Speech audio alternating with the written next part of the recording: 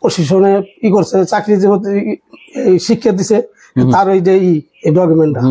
তো ওর উদ্দেশ্য একমাত্র উদ্দেশ্য, মনের উদ্দেশ্য আমি সরকারি চাকরি নেবো।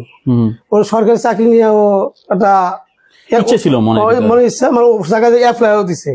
তারপরে স্যার হেন থেকে আসলো, ওর যে কম্পিউটার শিখাইবো, ওর এই কম্পিউটার শিখলো, বাড়ি শিখছে কম্পিউটার চালানো। তো খুব আর কি আসলো আর কি, ক্ষমতা আসলো। তখন ওই মাদ্রাসায় চাকরি নিল, চাকরি করবো, বাড়ি কাজটি করবো, এই হলো ইচ্ছা ছিল।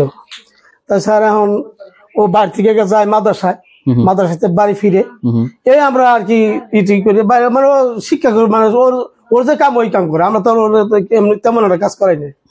তাই এইভাবেই যায়। তো যেদিন বাড়িতে গেল 8টা 7:30 সময় বাড়িতে যায় আর কি, যায়। আর আমরা এই বন্ধুগুলো ই করি না, মানে ওই প্রত্যেকদিন 1:30 2টা 3টার দিকে বাড়ি ফিরে।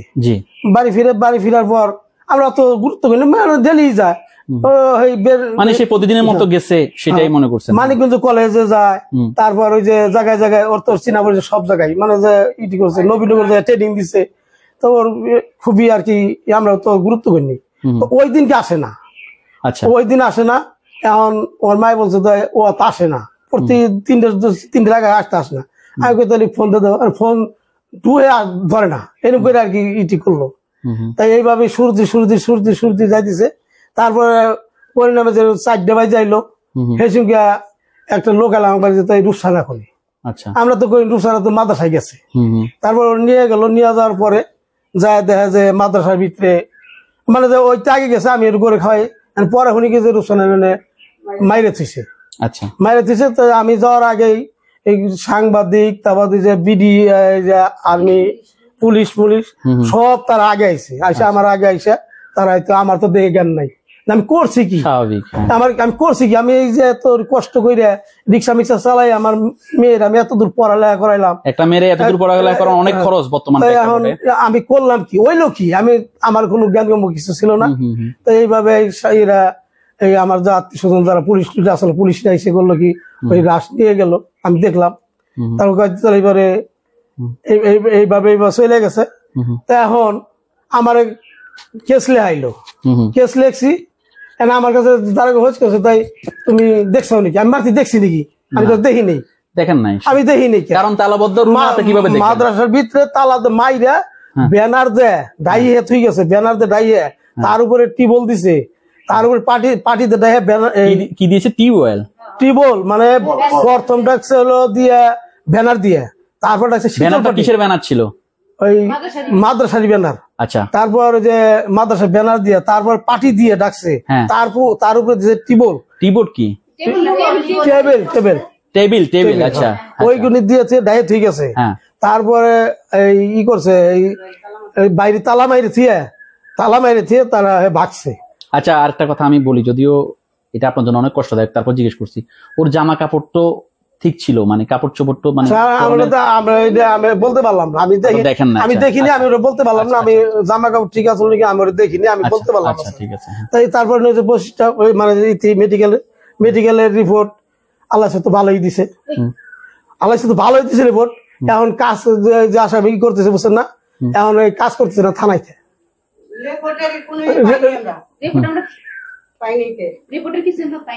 থানাইতে ওই যে ঢাকা রিপোর্ট আসে, ওটা আমরা পাইনি। আচ্ছা, আমি একটা কথা আপনাকে বলবো, আপনার মেয়ের যে এই খুনের মামলাটা কি আপনারা করেন না সরকার বাদী মামলা হয়? মামলা তো বর্তমান বাদী আমি, তাহলে আপনারা করছেন বাদী? হ্যাঁ, সরকার বাদী এলাম আমি, বাদী বানাইছি, আমরা তো বুঝি না। আচ্ছা, আমি ছবিটা দেখবো। হ্যাঁ, আমি তো বুঝি না, বাদী আমার বাদী যেখানে যে কাগজ নেই, বাদী আমি। আচ্ছা, দেখ, আপনি বাদী হয়ে মামলা করছি। আপনারা তো আর দেখেননি, বা আপনি নিজের চোখেও দেখেননি যে কে বা কারা করছে, তবে খুন তো হয়েছে এটা গ্যারান্টি, কারণ তাকে যেভাবে আপনার ওয়াইফও বললো যে রশি দিয়ে গলাতে করছে, আবার ব্যানার দিয়ে বলতেছেন আপনি, আবার টেবিলে চাপ দিয়েছে, তো এটা নির্মমভাবে একটা খুন করা হয়েছে। 6টা দাঁত ভাঙে, খুবই দুঃখজনক আসলে। 6টা দাঁত ভাঙছে, তারপর হাত ভাঙছে, আমাদের যে মাথায় ঘুষাইছে, হাতে ই করছে, রক্ত জায়গায় রক্ত বের হইছে, কি অবস্থা এই মামলার যে চলতেছে, তদন্ত করতেছে, তদন্ত আছে, এটা পুলিশের তদন্ত করতেছে, তদন্ত করে এখন ফলাফল আমাকে দিবেন না। মাত্র 1 মাস হয়েছে, হয়তো তদন্ত চলতেছে, ইনশাল্লাহ এটা পাবেন। মাত্র তো আপনার 2 জুনে আপনার মেয়ের খুনটা হলো, 1 মাস গেল, ইনশাল্লাহ এটা তদন্ত হতে সময় লাগে, কারণ এটা তো সময় সাপেক্ষ বিষয়।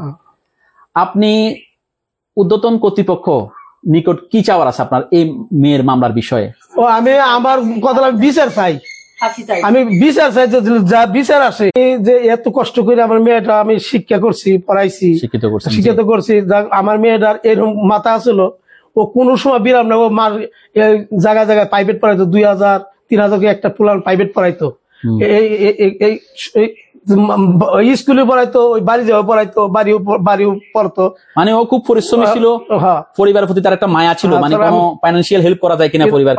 তারপর একটা কথা যে ওর যে খরচটা, আমি খরচ তেমন দিতে পারতাম না, ওর পড়া খরচ হইতে নিজেই এইভাবে প্রাইভেট পড়াইয়া ও এরকম করে আর কি নিজের পড়াশোনা করতো আর প্রাইভেট পড়াইতো, এইভাবে চলতো। আমার হে মেয়েটার মাইরে ফেলাইছে আমাকে, আর তো আমার কোন আশা বরদাস কিছু নাই। তা এখন আমি সরকার এইটুকু আবেদন, আমি ওর ধরে ওর ফাঁসি দিব, ওর ফাঁসি দিলে আমি আমার বিচার দাম পেয়ে গেলাম। শুনি অনেক কিছু গুছিয়ে বলতে পারতেছেন না, কারণ যে হারায় সেই বুঝে। তার মেয়েটা তার চোখের সামনে যখন সে খবর পেল, প্রতিদিনের মতো সে মাদ্রাসায় গেল ক্লাস করানোর জন্য, প্রতিদিন গিয়ে মেয়েটা ফিরে আসতো, কিন্তু সেদিন ফিরে আসেনি। সেদিন মেয়ের লাশ পেয়েছেন, তাও এমন ভাবে পেয়েছেন যেটা একটা পিতার জন্য কত কষ্টের, যে তার মেয়েকে অনেক টর্চার করে খুন করেছে। কিন্তু সবচেয়ে দুঃখজনক, কে বা কারা করছে তাও জানলেন না। একটা বদ্ধ ঘরে তাকে খুন করে বাইরে থেকে তালা দেওয়া ছিল। এখন এই বাবার একটাই চাওয়া, তার একটাই চাওয়া হচ্ছে, সে বাংলাদেশের আইনের প্রতি শ্রদ্ধাশীল, সে মাননীয় প্রধানমন্ত্রীর প্রতি তার একটা রিকোয়েস্ট, কারণ তিনিও একজন মেয়ে। এখন এই যে তার মেয়েটা জীবন শুরু হওয়ার আগে শেষ হয়ে গেল, যে হিংস্র পশু বলবো আমি, নর পশু হোক, কে করছে তো আসলে এখনো যে হোক, যে পশু, মানুষ বলবো না, এদেরকে পশু বলবো, এই কাজটা করছে। আইনের তার নিজস্ব গতিতে আইন চলবে, তদন্ত করে যাতে সুষ্ঠু বিচার করে খুনিকে ফাঁসি দেওয়া হয়, এটাই তো। আমি আরেকটা কথা আপনাকে বলবো, আমি ফাঁসি চাই। মেয়ের সাথে বাবার অনেক স্মৃতি থাকে, 1-2টা স্মৃতি যদি মেয়ের সাথে বলতেন, যে মেয়েটা আপনার খুন হলো, 2টা স্মৃতি বলুন, যে এই কথাটা আমার মনে পড়তেছে, আমার মেয়ের এটা মনে পড়তেছে। ও স্যার, ওর ঐতিহাস কবার গেলি, ওর ইতিহাস যদি আমি খাড়াই কই 2 দিনই শেষ করবো না ওর ইতিহাস। ওই যে বাড়ি যা কিছু নবীনগরতে যাইছে, যে ফুল গাছ লাগাইছে, তারপরে যে গাছ গাছালি যে যা কিছু করার জন্য, ওই দেখছো ছোট মেয়ে, আর তোমার বাড়ির লোক নাই, যে ফুল যাই দেন ওর ইতিহাস সব করে। স্যার আমি এই যে আমার মেয়ের প্রশংসা আমি কি করব, আমি বাজার যাই, ওই যে মেয়ে যে সমস্ত বাড়ি প্রাইভেট পড়াইছে তারাই আমার গলা ধরাইছে, কয় কি তোর মেয়েটা এত ভালো, তোর মেয়ের জন্য আমার এই যে আমার ছেলেরা সন্তান আমার ভাত খায় না, কান্দে। কিছু কিছু মাদ্রাসায় ছেলেরা অন্য চলে গেছে, খুব দুঃখ, মানে এই তারা আমার কাছে এসে কয়, আমি আমার কাছে দুঃখ প্রকাশ করে যে তোর মেয়েটা এত এত মানে ওনার পড়াশোনা এত ভালো ছিল, মানে পড়ানো শিক্ষকতা অনেক ভালো ছিল। তোর মেয়ের জন্য এক জায়গায় আমি শুনছি, ওই শেওরালিয়া পড়াইতে এর কয় কি হে আপার কাছে পড়ুম, হে আমি তার আপার কাছে আমি সিস্টির কাছে পড়ুম, ম্যাডামের কাছে পড়ুম, ম্যাডাম সারা পড়ুমই না, হে এখনো পাগল, এখন তো কি করব। আমি আসলে ওনাকে আর বেশি প্রশ্ন করে বিব্রত করব না, উনি আসলে মানসিকভাবে সেই ইন্টারভিউ দেওয়ার মতো মানসিকতা নেই। ওনার এবং ওনার পরিবারের একটাই চাওয়া, যাতে ওনারা ন্যায্য বিচার পায় এবং খুনির যাতে ফাঁসি হয়। আপনি ভালো থাকবেন, আল্লাহ পাক আপনাদেরকে ধৈর্য ধরার তৌফিক দান করুক, এবং আপনারা যাতে ন্যায্য বিচার পান সেজন্য আমি যথাযথ কর্তৃপক্ষের দৃষ্টি আকর্ষণ করছি। আঙ্কেল আপনি ভালো থাকবেন, আসসালামু আলাইকুম।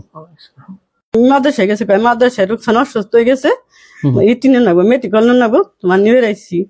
আমি যাই দেখি কত পুলিশ আর্মি ভিডিও আইছে, তার চেয়ারম্যান মেম্বার আইছে, যাই দি আর্মি আর মাইরে ফালাই থুইছে, গলায় 11টা গিট্টু দিছে, পিছে মুখে আঘাত করছে, দাঁত ভাঙছে, হাত ভাঙছে, হাত ভাঙে আমার মেয়ের বিচার আমি পাইনি, কে 1 মাস 4 দিন ধরে মারা গেছে, আমি বিচার পাইনি, এই সঠিক বিচারটা আমি চাই।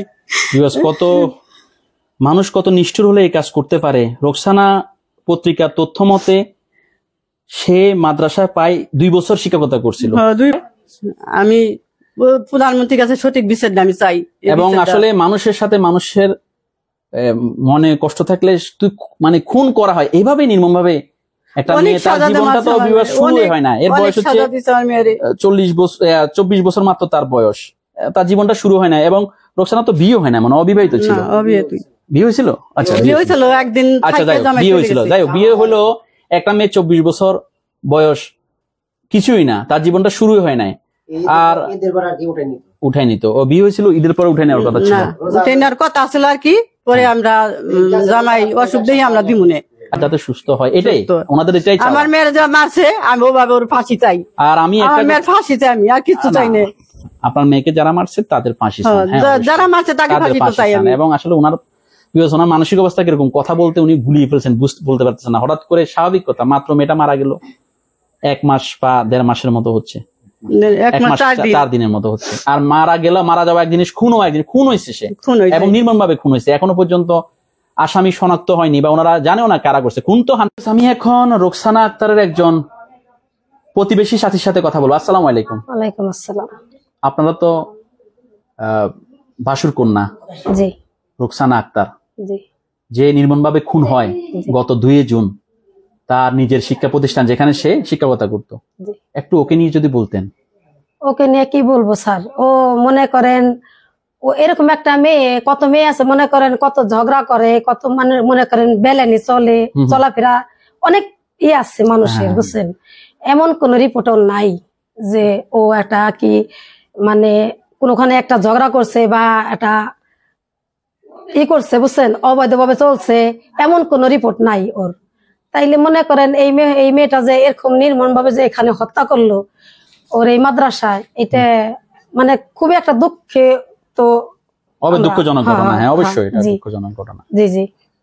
যেদিন ঘটনাটা শুনেন, আপনারা তো প্রতিবেশী, অবশ্যই শুনবেন, জানবেন। জি জি জি। কিরকম মানে আসলে এটা তো আপনাদের মাথায় মানে আমরা শুই না তো মনে করেন অবাক হয়ে গেছি যে এটা কিভাবে হইলো।